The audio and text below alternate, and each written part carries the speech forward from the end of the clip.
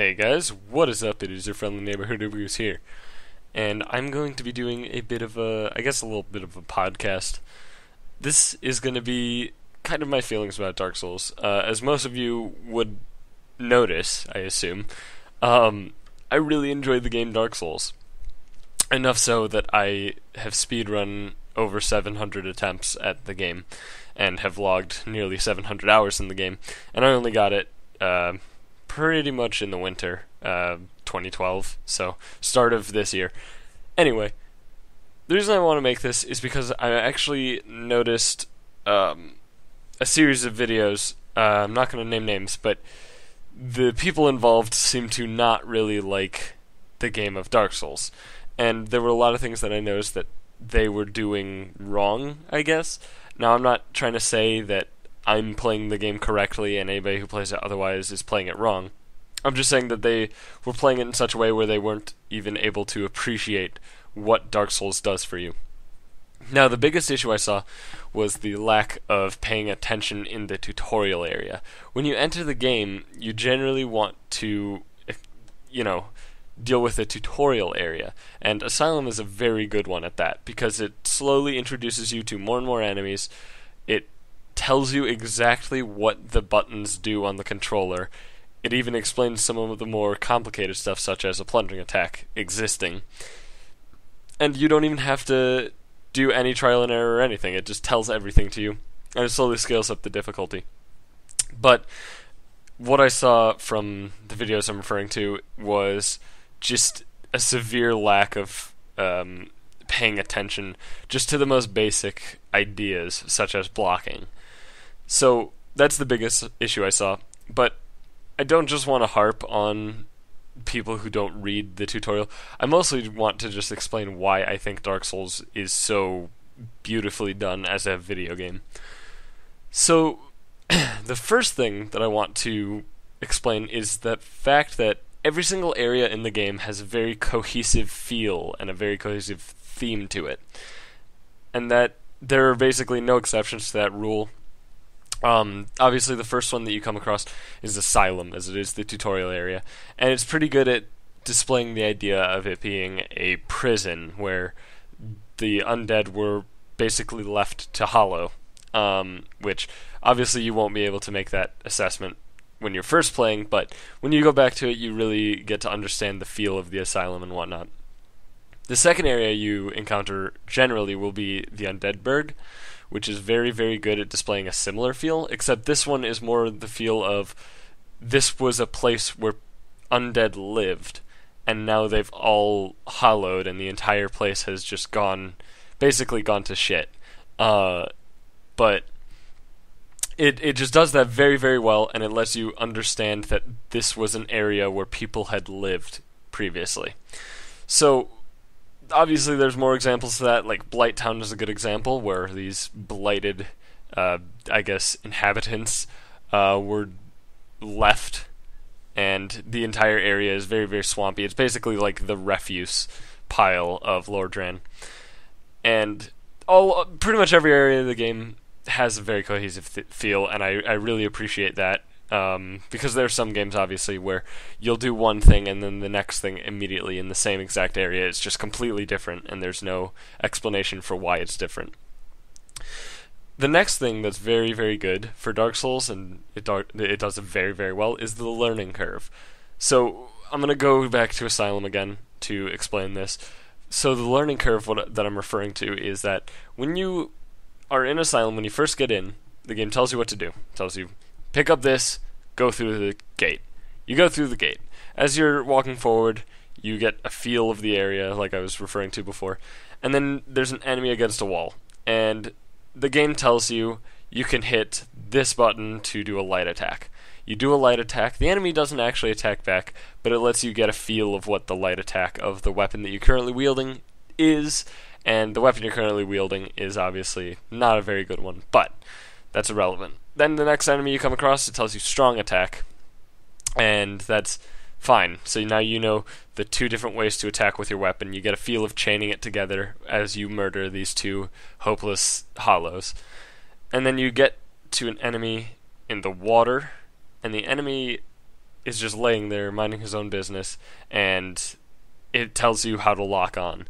And that really is when the combat kind of starts to feel good to you, is when you know how to lock on.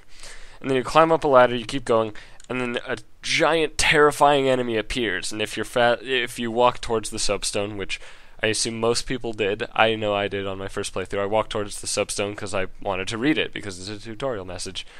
And it says, "Get away!" And then immediately in front of you, if you walk straight towards the soapstone, in front of you, there's an open door. The asylum demon, obviously, is very scary, so you were trying to run away, and that's the only thing that you see, so you run through, gate closes, whatever. That, you understand, is a boss, or not necessarily a boss, you might not know that bosses are a thing yet, but you understand it to be a much more difficult enemy than the previous ones. And then you get to a hallway where there is a hollow shooting a bow, or shooting arrows at you with a bow. This is something you haven't seen yet, and the idea is that you use the little alcoves to the side to dodge the arrows. Obviously, once you're more experienced with the game, you can just run past them, but now you're introduced to the idea of ranged warfare with the enemies. And once you get close to that hollow, this is also where you get your sword and board, I guess. Depending on your class, different weapons, but still. Then you get close to the hollow once he's up the stairs, and you realize that it's incredibly easy to deal with him once you are very close to him, as he has slow reaction time and his range attack is not very good in a small range. And you dispatch him quite quickly, and then you go through the fog gate. And then this is where Dark Souls introduces you to the real Dark Souls gameplay. You start walking up the next staircase, and then a boulder just smacks you in the face. A giant cannonball, even. And that will basically forever be known as the first trap in Dark Souls, and probably the most easily dodgeable. But it is very, very good at doing one thing, and that one thing is telling you that traps exist. So after you get hit by the boulder, most likely, then you hear bricks crunching or whatever behind you, and you want to check it out. You see a giant hole in the wall, and then you see a man in armor similar to that, if not the same, to the guy who dropped the corpse. Obviously it is the same, but you might not know that at this point. And he gives you Estus. He tells you exactly what your journey will entail, basically. And you move onward. Then you go up the stairs where the cannonball rolled down from, and you see the enemy who pushed it down. This enemy is very easy to deal with. He's just a regular old hollow, and now you have a weapon that can kill him in almost one hit, if not one. You get rid of him. Then when you go through the gate to continue through Asylum, there is another item, if you're the class that has another item.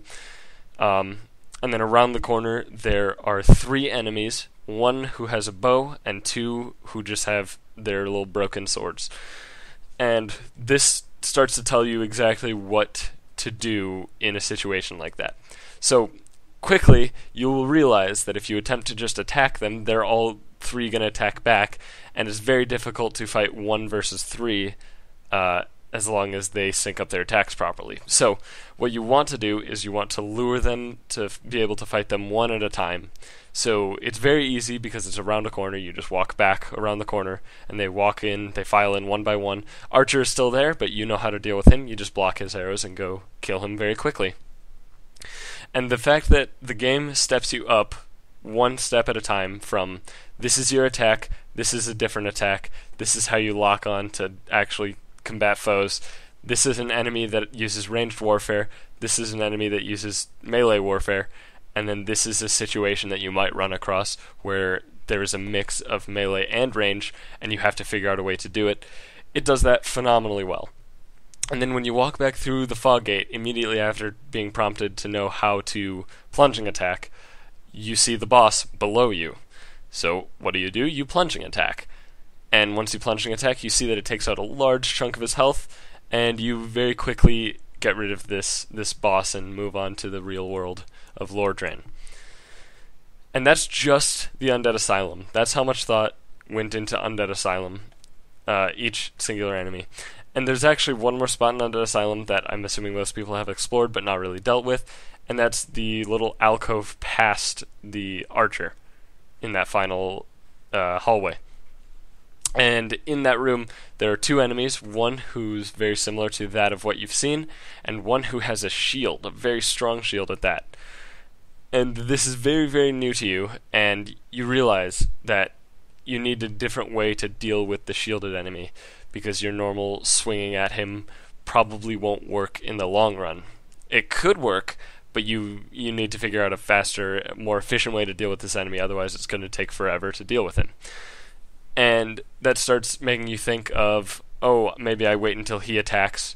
When he hits my shield, he recoils a bit, and then he's open for an attack. And it kind of eases you into the combat before you needing to go fight many, many enemies, which you will be doing very soon.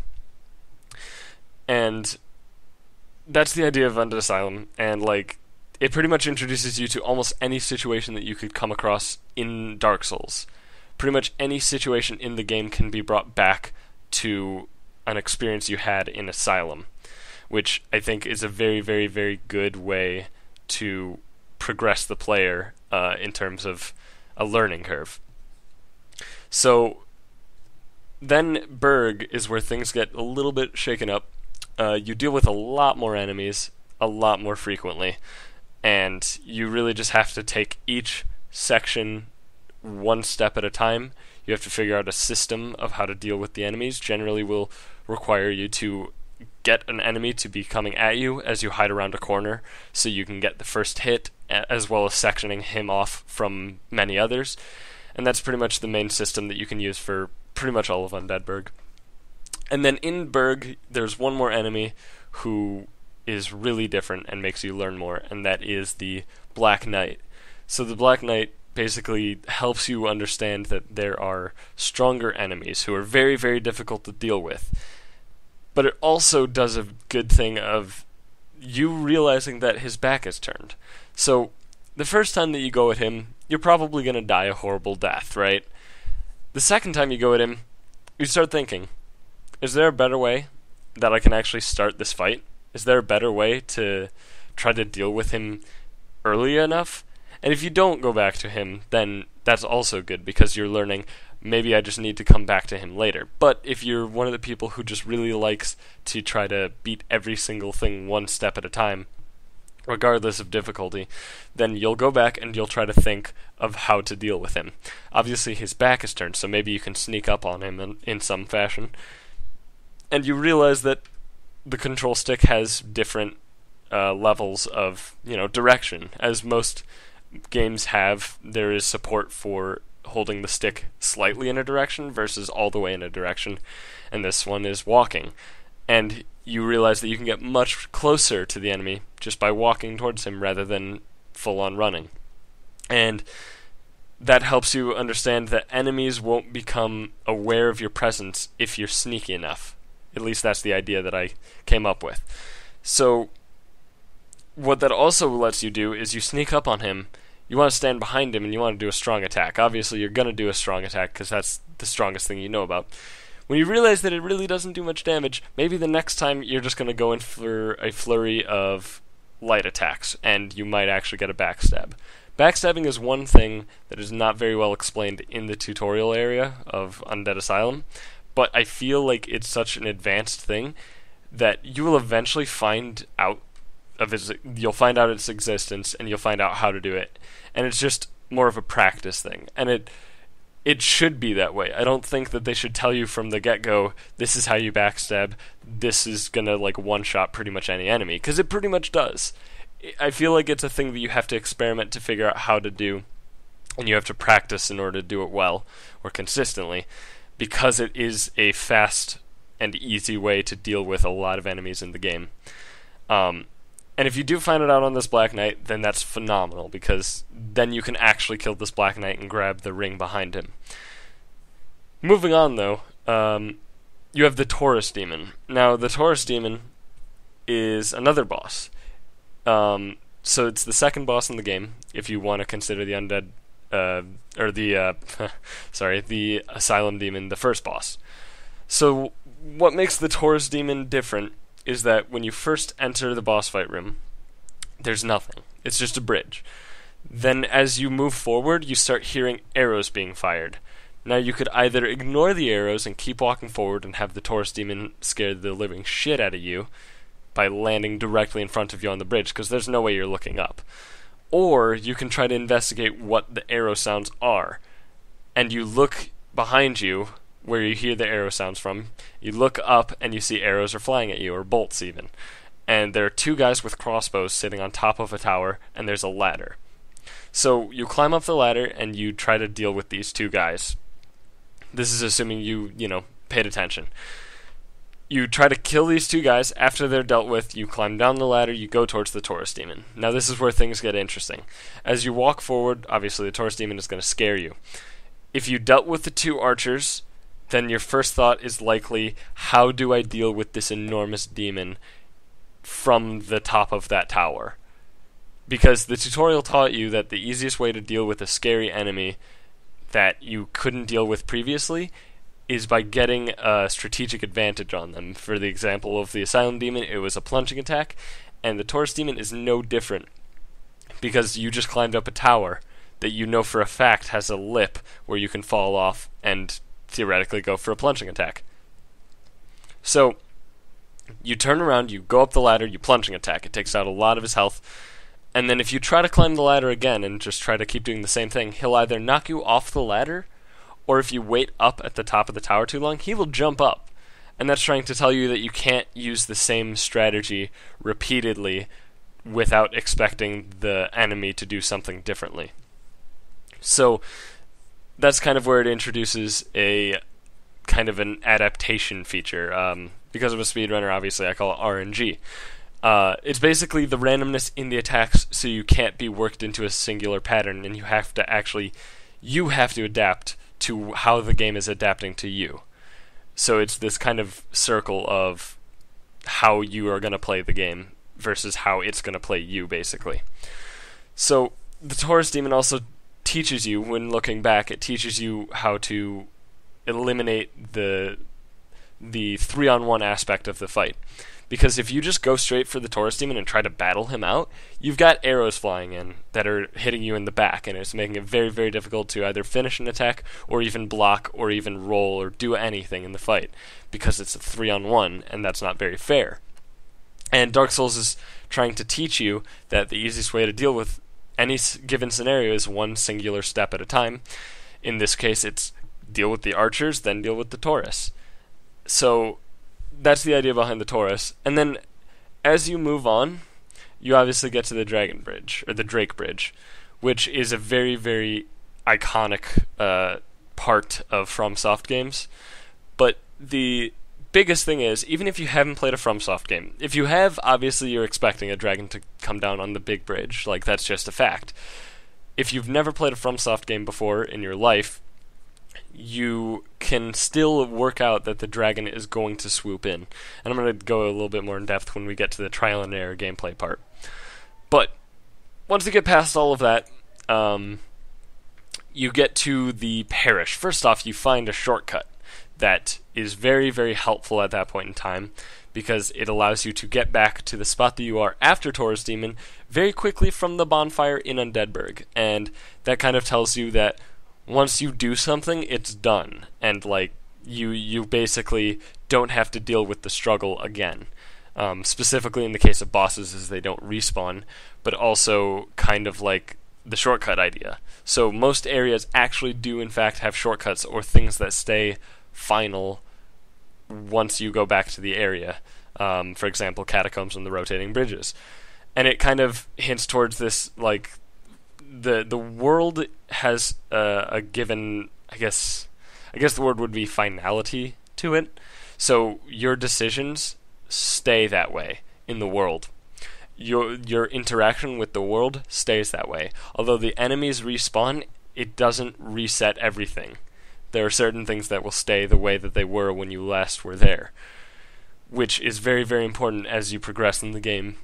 Specifically with shortcuts, it's very important, as well as NPCs. But in Parish, I'm still on the learning curve thing. In Parish, though, you go out under the bridge. Most people go under the bridge for their first playthrough, which makes sense because it's the You don't want to just sprint at a scary dragon. And if you do, you're going to get burnt to a crisp anyway. So you go under the bridge. There's an enemy who's just chilling out under the bridge. You deal with him, it's easy. Then you see a shielding enemy who has a spear. And you've dealt with them before in Undeadburg, assuming you went towards the Undead Merchant. If not, then this is your first encounter with them. But you know now that shield enemies are a lot harder to deal with than non-shield enemies, so you have to find a way to really deal with them. This enemy is in a very, very claustrophobic area where there's not much room to move, and he can actually just attack you without letting down his guard. So the ways to deal with this would be to... The way I figured out was I was trying to use the terrain to my advantage, and I actually just tried to kick him off the cliff. And that's a very, very efficient way to deal with it. And I'm sure there are a lot of people who figured it out similar, because you know that if you fall off a cliff, you're going to die, so why would the enemy have an exception to the rule? And all video games pretty much have a same idea, is that if an enemy falls off a cliff, the enemy dies. So that's a very easy way to deal with this enemy. If you don't know how to kick yet, then you're probably just going to swing your weapon wildly, and eventually it'll break his guard, and you'll just get an opening to attack him, and you'll deal with him. Then you move into another very congested, very claustrophobic area where there are 3 rats waiting for you. So these rats do a very good job of both introducing you to poison, as well as trying to, finalize the idea of when you're trying to take out a scenario, you want to take it one step at a time, because if you try to fight all 3 rats simultaneously, you're likely to die. So you want to figure out a way to section them off and break them apart, so instead of fighting 3 rats in a group, you fight 1 rat 3 times to make it much more easy. Then you climb up the ladder, and there's an enemy who's completely alone. You deal with him, whatever. As you look forward, there is a very strong enemy. Kind of reminds you of the Black Knight that you fought earlier, or even a boss. It's very clear that this enemy is strong just off by glancing at it, because it's a boar with very, very shiny armor. And you also see many, many enemies in the area. And this is where your learning from the previous scenarios has to come into play. You have to figure out a way to deal with all of these enemies one at a time.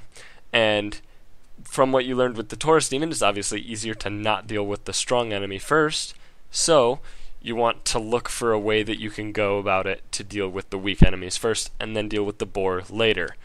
And if you pay enough attention, you'll see there's a little alcove to your right where there's a weak enemy. You go into the alcove, you fight the weak enemy. He's fine, you deal with him. He's just a spear guy. As you go up the stairs, there are 2 archers and another sword enemy. The sword enemy will... I think it's a sword enemy. It might be a spear enemy. Regardless, he has a shield, and he's up there with the archers. So when you're trying to deal with the sword guy, obviously you can't have arrows being shot at you. So you actually can figure out to use the little wall to block the arrows, or just move quickly and move a lot. Or you can just wait in the stairwell and fight the enemy there. There are many ways to tackle each situation, and then once you deal with all the enemies and you deal with the boar, you can deal with the boar with a plunging attack, by the way. That's the way I dealt with him, because you know from past experiences that plunging attacks are a good way to deal with strong enemies. So you can deal with the boar however you feel, whatever you figured out, that's awesome. But the idea behind it is that all of these areas have slowly worked you up to a point where you need to figure out a way to section enemies off one at a time, so you can fight 1v1 5 times rather than fight 1v5. And Dark Souls lets you do that. Pretty much every area of the game allows you to do that, without really any... I'm pretty sure there's no exceptions to that rule. You can pretty much section off any enemies at any point. And that's something that's going to stick true throughout the whole game, like I said. But the one spot that this is very, very helpful is obviously the church in the Undead Parish. So there's 2 spots specifically. The first spot is the room with all of the hollows. Obviously, if you go charging into the room, you're going to die a horrible death, because there are 20-something hollows just all ready to attack you, and then there's a powerful enemy. which would be the channeler. And so you came from two lengths of hallway that are very, very narrow. So obviously the idea is you back into the hallways and you just keep backing up, fighting one at a time, and you deal with them one at a time. And then once it's just the channeler left over, you can try to figure it out from there. And then the next area in the Undead Church that is very important is obviously the gargoyles fight. So it's another strong enemy when you first walk in. You don't see a way to plunging attack him, so that one, you throw that right out the window. You know for a fact that he has a melee weapon, he has a halberd, and so ways to deal with that weapon would be to block it, obviously. Try to get behind him because most of his attacks are clearly in front of him. And then he also has a tail, and if you don't know that you can chop off the tails, you might do it on accident. If you don't accidentally do it, you probably will not even know that you can chop the tail. But you can chop the tail, and that's a way to get a neat little weapon as well as stagger the gargoyle. But the main idea is that you're fighting the strong enemy, you get into a rhythm of how to deal with him, and the game gives you time to do that. But once you deal enough damage to this enemy, a second one appears. And this is where the fight gets interesting. Once the second one appears, the first one kind of throws away its pattern, and it starts breathing fire. The second one also starts breathing fire. So now you are on this roof, which is a very limited space, with two giant enemies who are doing attacks that you don't understand yet. And from the learning that you've done before, you know that if you wait, you can figure out the attacks, and the easiest way to deal with a group of enemies is to section them off and fight them one by one. So instead of fighting this fight 1v2, you try to think, you come up with the idea of fighting 1v1 twice. And the way to do that is quite easy, because both gargoyles really enjoy doing these very long fire breath attacks whenever, you get into the range of it. So when one of them does the long fire breath attack, you go for the second one. You try to deal with it like you dealt with the first gargoyle in the first half of the fight. You try to just replicate that fight on the gargoyle who's not breathing fire. And after you deal with one of the two gargoyles and in the second half, then it becomes incredibly easy, and you just fight the second one and you defeat them, and hooray, you've defeated the first major boss in the game. So the game works you up slowly to this point, showing you various scenarios of what you're going to have to deal with throughout the game, teaching you that fighting 1v1 X amount of times is much easier than fighting 1vx. And it does a very, very good job of that, especially with the boss fights. Gargoyles is the big example that I have for it. And that's pretty much it on the whole learning curve thing. Now the second thing that I want to touch base on is the fluid combat that just makes sense. So the idea behind the fluid combat is that every action you take during combat has a positive and a negative result. So when you swing your weapon, let's say you have a dagger. When you swing your dagger, the positive is that you're dealing damage to the enemy, ideally. The negative is that you are open for an attack for a small window. Now, the dagger doesn't deal a lot of damage, but you also aren't open for an attack for a very long time. So the dagger is very, very efficient in terms of trading, I guess, one for one in combat. So if you're a person with a dagger and you're fighting an enemy with a sword, you are going to have much less of a time for opening than your opponent, but your opponent's going to hit harder when he hits. And all weapons have a weight to them that pretty much directly corresponds to the damage they deal, as well as the downtime that they have. So another idea is that the blocking is part of your stamina. So there are games like, for example, the Elder Scrolls game, where the combat gets very, very boring and repetitive, because all you're doing is you're holding up your shield, you see them attack, then you attack back, and that's it. That's the end of the story. Even with a stamina system in that game, it's not very interesting, because you don't have to adapt to new attacks, and the only real way to deal with an attack from an enemy is to block it, or just ignore it. And then all you have is your own attack back, and whatever. So, in Dark Souls, you can do a similar strategy where you just block until they're open, and then you attack back. But, when you block, you lose stamina, based on how hard they hit your shield. And what that does is it means that if they hit you with an incredibly strong attack, yes, they are open for a very long amount of time, but they might have broken your guard so you can't even attack back because you don't have any stamina left. So that makes you try to figure out other ways around it, and when you learn how to roll properly, and that rolling gives you invincibility frames, then the combat gets really, really complex, where each singular attack you have to think in your head, you have to calculate out, is it better for me to block this attack, to roll this attack, or to just ignore the attack and try to hit them back? And that's where the poise system comes into play.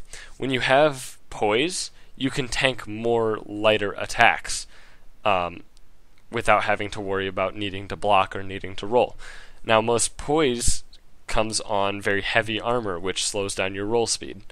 And the idea is that when you have heavier armor, you can't exactly roll attacks. So instead of trying to think, should I block or should I roll, it's more of, should I block or should I just take it? When you get more heavy armor, such as Havels, for example. And there's many, many small decisions that you can make in every single situation of the combat that really impact how the fight goes and whether or not it goes your way. You also need to figure out if you can even heal during a fight, so you need to recognize attacks and whatnot. Every enemy in the game has a very, very wide moveset of attacks that they can do, and that really, really makes the gameplay fresh and new every single time that you fight the same enemy. So if I were to fight one exact enemy 10 times in a row, the fight could be different every single time. In fact, it's likely that the fight will be different every single time.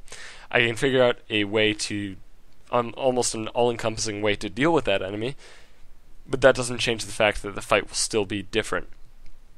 And then there is some more stuff along combat. I've pretty much explained the majority of it. Heavier weapons, heavier attacks will drain more stamina for both the attacker as well as the defender. Various intricacies like that. But the biggest issue that I have with people complaining about Dark Souls is the fact that people will blame trial and error gameplay. And Dark Souls, although it is incredibly difficult, the barrier of difficulty is almost solely knowledge-based. So there isn't any trial and error gameplay in Dark Souls, and I'm saying there's none. The reason that I'm so confident that there's none at all is because every singular hint of trial and error gameplay that people complain about is very, very clearly telegraphed or hinted at. So, for example, every single boss in the game has a variety of attacks. Every single one of those attacks, you have a different way to deal with it. And every single attack leaves them open for a different amount of time. So, for example, for the first time that you see Smo's shovel attack with the hammer, you have no idea what to do. All you know is that he's charging at you, and he's going to swing. But the area that you're in has pillars all around it. So you think, well, what if I just get him to charge into a pillar? What if I get a pillar between me and him? And then he charges into the pillar, and he doesn't even hit you. That's an easy way to deal with it. And you don't need to fight ONS 30 times to figure that out. You can figure it out immediately as long as you're observant enough. Then, every single boss also has very consistent timing windows and very consistent hitboxes, as well as very, I don't want to keep using the word consistent, but it is all very consistent for like hit timings and whatnot. So if you see the gargoyle, even though the gargoyle has something like 5 different ways to swing his halberd while standing like from still, every single one of those ways you can still see the path of the halberd, and you can understand what the halberd's hitbox is like, so you can really kind of get a feel of where the hitbox is going to be. then every single attack in every single boss fight is dodgeable, barring magic attacks. Every single attack is dodgeable. And if you don't know about rolling, at whatever point, you will find out about rolling at some point. Capra is normally the spot where people figure out that invincibility frames are your best friend ever. But every single attack is dodgeable. That means that you can spend, theoretically, infinite amount of time in the boss fight room without attacking, and you'll survive. Because you can dodge every single attack. Theoretically. Obviously, the dodge timings are different and whatnot, but you can get a feel of the dodge timings without even needing to dodge specific attacks. So, really, what I'm trying to say with the whole boss thing is that bosses, there's no trial and error gameplay in boss fights, unless you're going in Rambo style, but that's your fault. If you're going to just sprint in and just throw your weapon at them and hope to God it ends well, don't complain about trial and error gameplay. You didn't give it the chance to tell you how to fight the boss. You just assumed that your initial instincts were the correct way to fight it. That's not trial and error gameplay, that's stupidity. Now, the only exception to the no trial and error gameplay that people complain about is mimics. So, every chest that you've opened, and there have been many that you've opened by the point that you reach Sen's Fortress, every single chest that you've opened is just a regular old chest, there's an item in it. So, when you get to Sen's and you see this chest, you're going to open it, and then you're going to die. That's trial and error gameplay.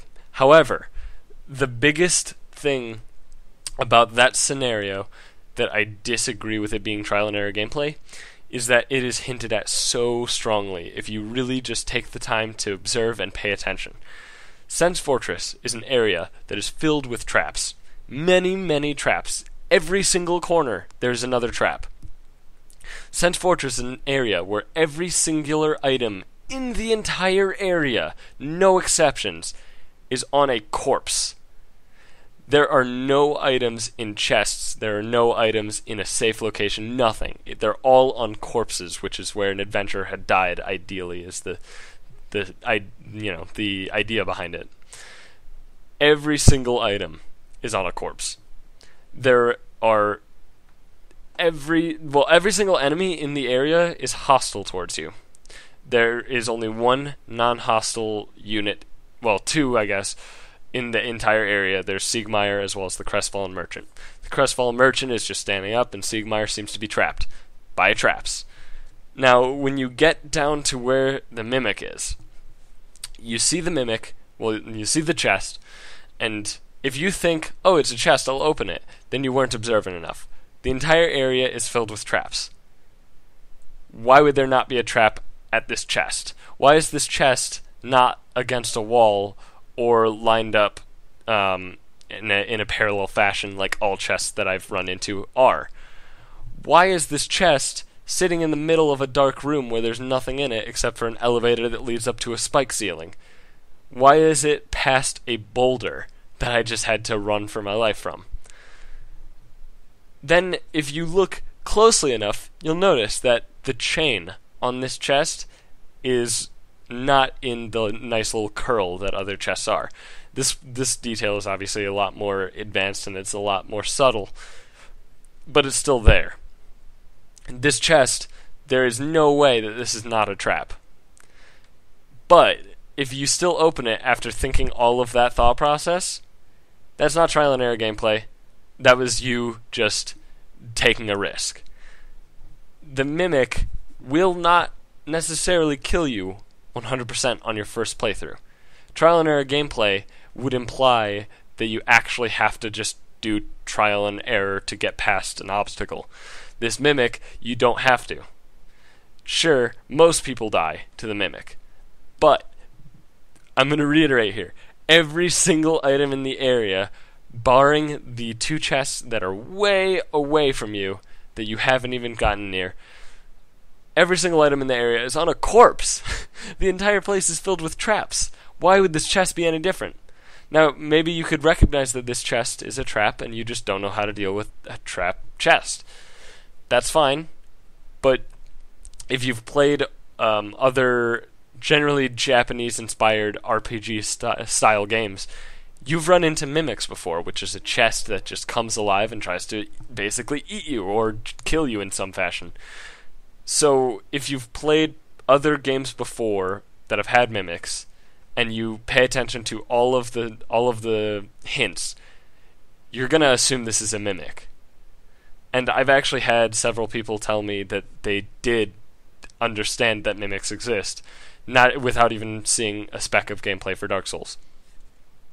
And even if you want to say that mimics are trial and error gameplay, if you say, like, just ignore all of the stuff that I said before, revolving around traps and corpses and whatnot, if you just ignore all of that and say that this mimic is trial and error gameplay, that's fine, I will concede that point to you. But no other mimic in the entire game is a single speck of trial and error gameplay, simply because you know mimics exist. And if you know mimics exist, you are going to hit every single chest in the game. And that is just a fact. You're not going to trust a single chest from now on. And that's pretty much the goal of that mimic in Sens. Even if you die to that mimic, it serves a very good purpose of warning you about future mimics. So, even if you say that that is trial and error gameplay, there is no other speck of trial and error gameplay in the entire game.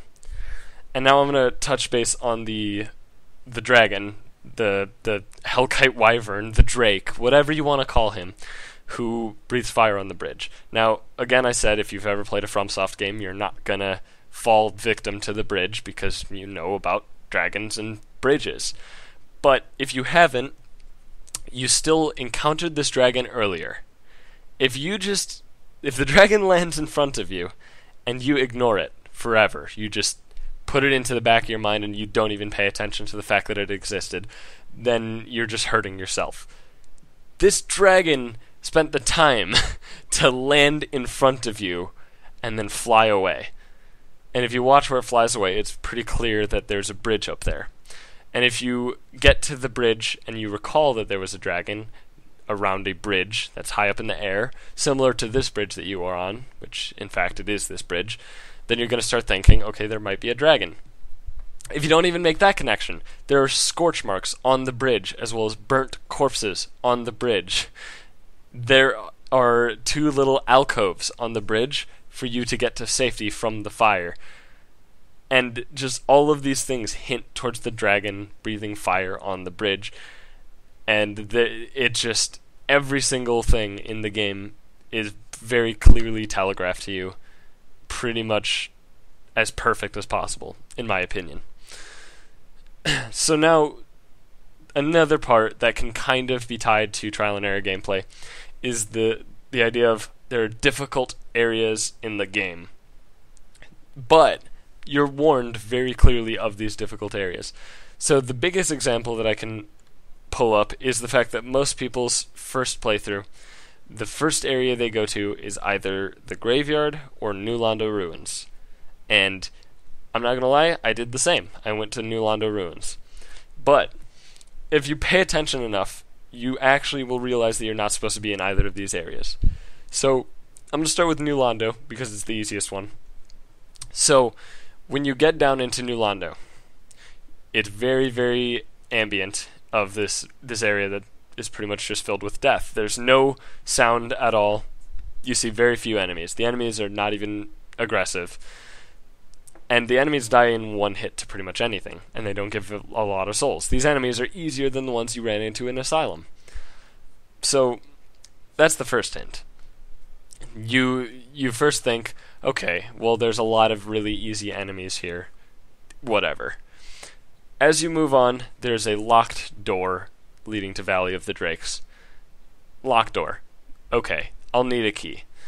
You then go back, and you notice a little stairwell going down to the side of the thing, just on the cliff. You go down there, and you see Rickert of Vinheim. You talk to Rickert. He says very explicitly that he is in the cell out of his own free will because he wants to be safe. He thinks it's too dangerous out there for him to even be in an open area. He needs to be in a cell to be safe. As you then walk away from him, you wonder, what is he talking about? It's not hard out here. There's a lot of really easy enemies that are non-aggressive. You keep moving on, and you see a transient curse in the little jar. You pick up the transient curse, you read it. It says that it helps you fight ghosts, basically. Like, it allows you to interact with ghosts. You then are like, oh god, there's ghosts. You move forward across the bridges. 2 ghosts come at you.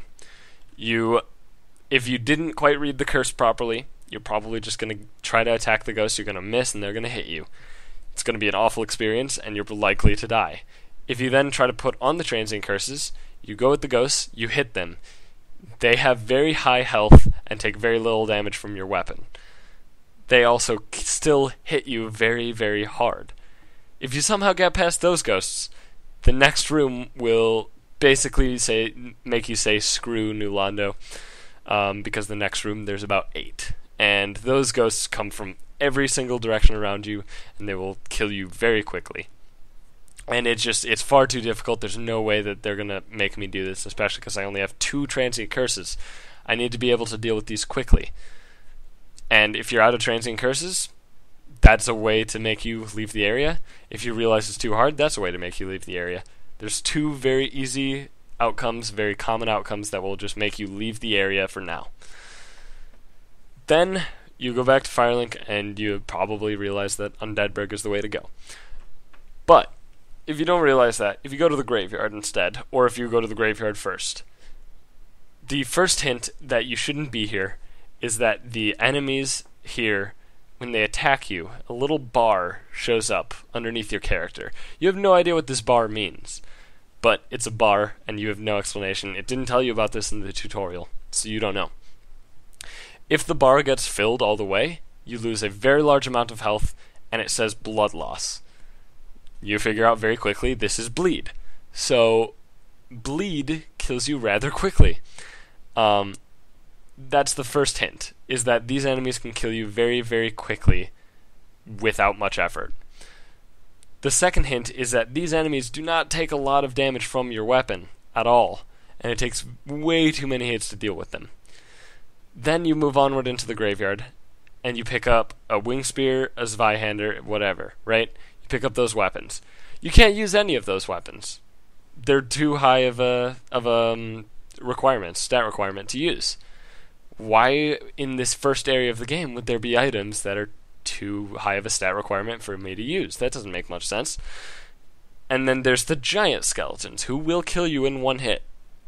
There is basically no exception. Every single class will die in 1 hit to these giant skeletons if you go straight out of Asylum towards them. You also basically can't kill them because their health pool is far too high. If that didn't teach you to not go in here, then I don't know what you're thinking. But if that didn't teach you to not go in here, and you go deeper into the catacombs, you immediately get welcomed by an exploding skull, as well as a bunch of skeletons.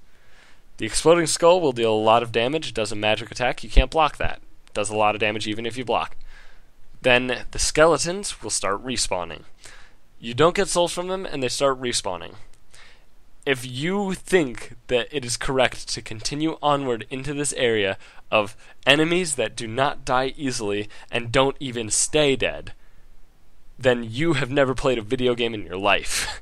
Because there's no way that anybody would make you go this direction at all.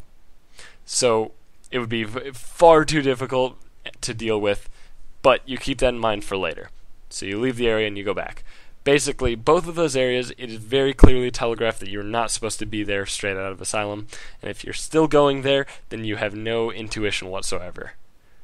And I know I'm being pretty much unnecessarily offensive here, but it really irks me that people actually think that that is the way to go. I don't understand it at all. Also, it's a graveyard. I would just like to point out, it's a graveyard with corpses. Many corpses just strewn about the graveyard. I don't know. Whatever. Another area is Dark Root. This one's pretty good at this idea of warning you to not go there yet. So when you get to the giant door, you find out that you need a crest. You go back to your friendly blacksmith who you met earlier, and you look at what he has for sale, and he has the crest, although it costs 20,000 souls. So, do you grind out 20,000 souls, or do you just come back later when you kill a boss and have 20,000 souls? You come back later when you kill a boss and you have 20,000 souls. It's very straightforward. Now, Demon Ruins also does it pretty well. When you leave Blighttown and enter Demon Ruins, it is a very drastic change of scenery. And when you walk in, there is lava everywhere. There are non-hostile enemies, and basically the sole enemy in the area is Ceaseless. And unless you are observant enough to understand that there's a cliff and he is walking on the lava and he can't follow you back to the cliff, unless you're observant enough to make that connection, you're not going to kill him now. There's no way that you're going to kill him now. You don't deal anywhere near enough damage. So it does a very good job of that. Demon Ruins is clearly a place that you're supposed to go way later into the game, when you actually can kill this guy easily. Great Hollow also does this quite well, because Great Hollow sections itself off by just having illusory walls. 2 illusory walls, in fact. If you don't know about illusory walls by now, you're probably not going to even find the entrance to the Great Hollow. If you do know about them, you're going to break the first one, you're going to see a chest, and then you're going to be like, cool, I found a secret item, and then you're going to leave. If you go through both illusory walls, then you clearly know something about the game, right? Like, you either saw soapstone messages or whatever.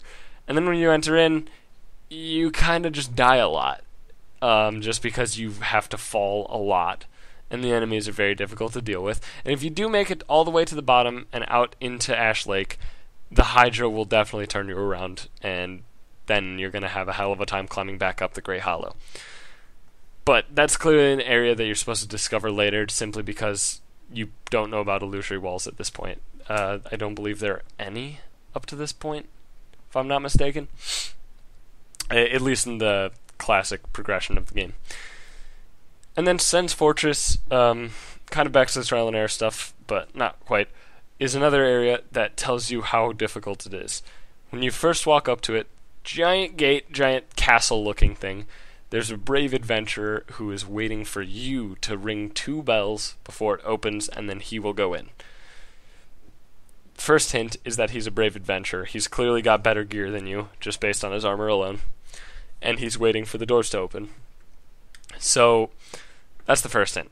Then, after you ring both bells, you know to come back here because he said ring both of the bells need to ring, or whatever. You go back, you walk in, you step on a pressure plate, you hear cranks, you hear some mechanical whatnot, and then arrows start shooting at you, straight on. So that teaches you that there are traps immediately. And it's very, very clear that there are traps. Also, when you hear the cranks, you start thinking what triggered the trap. And the next time that you go in, you can clearly see that there's a little block of tiles that are up a bit compared to the rest. Clearly a pressure plate. And you start looking for those throughout Sens. And it's kind of, I guess Sens is pretty much like the ideal area for Dark Souls, because it encompasses pretty much any of the main themes of Dark Souls. And that's the dealing with enemies one at a time is very apparent as you get to like the middle of Sens. Traps are very common, but can be found out, they can be figured out before you even get to the traps. There is basically no true trial and error gameplay, aside from the Mimic, obviously, but it teaches you about Mimics and Sens. And then the boss of Sens allows you to try to, I guess, even if it's accidental, you start understanding that different bosses have different ways to deal with them. You can stagger the Iron Golem. That's enormous. So when you stagger the Iron Golem, he's open for an attack, many attacks, for quite a long amount of time, and if you hit his legs again, he will fall over. And if you can make the connection and get the timing right, you can just make him fall off of the edge. And obviously a golem falling however many stories straight down into like a bottomless pit, that's not going to survive, so you kill the boss that way. Also, there's the Firebomb Giant, who's another tough enemy, but he also makes that fight 2v1, so you want to deal with him first. Basically, Sens is the perfect area in Dark Souls to display everything that Dark Souls does right. And then the last thing that I really just want to touch on very slightly is lore significance of certain things. So every single scenery piece, like every single set piece, every single everything in Dark Souls has lore significance. All of it. And that's pretty much perfect. Because if a game is trying to immerse you into a certain world, and there are any outliers or exceptions to what the standard of the world is, then it really just breaks the immersion or just makes it not believable, I guess. For example, let's go Ocarina of Time. So Ocarina of Time is a game that a lot of people have played and a lot of people have said is an amazing game. I myself I'm included into that. But Ocarina of Time has a lot of examples of this. So this is a world where there's magic, there is generally swords are the best way to fight, etc. And every single piece of anything in that game just coincides with that idea very, very heavily. As does Dark Souls. There's nothing like, if Ocarina of Time had, say, a calculator somewhere in the game. For just as an example, I know it's weird, but let's say there's just a random calculator chilling out in the game. That's going to break your immersion because that doesn't belong in this standard world that has been ingrained into your memory. That is what Ocarina of Time is, right? It would just completely ruin that. So Ocarina of Time is a game that does that very well, and Dark Souls is no exception. In Dark Souls, every single piece of the world can be explained by lore. So a good example would be the statues in catacombs. Those statues are clearly humanoid in shape, and there are different family masks on the statues. And clearly the entire area is kind of surrounding the idea of necromancy. And the boss of the area is Pinwheel, who is a necromancer, who has the family masks. So those statues almost exist to be in worship of the leader, I guess, of the necromancers. And that's pretty much it. Those are my ideas. I'm sorry if some of them weren't as thought out as the others, but I did do a lot of thinking. I did some planning, etc. But that's just kind of my idea of why Dark Souls is such a perfect game to me. Obviously, there are exceptions to the perfection, such as Lost Izalith was rushed, thus feels pretty incomplete. But that, again, that's just like very small exception. It doesn't even really matter. You're not even going to spend a lot of time in Izalith anyway, seeing as it's just a Lord Soul area, and most of the Lord Soul areas go pretty quickly compared to any other area. But like I said, just some thoughts. This is mostly in reaction to new people putting down Dark Souls because they think it's too hard, or they don't like it, or they think the gameplay is bad, or whatever. But that's it. Thanks for listening, and if you enjoyed, be sure to, I guess, hit like, because this will be going up on YouTube. And that's all I got, I guess.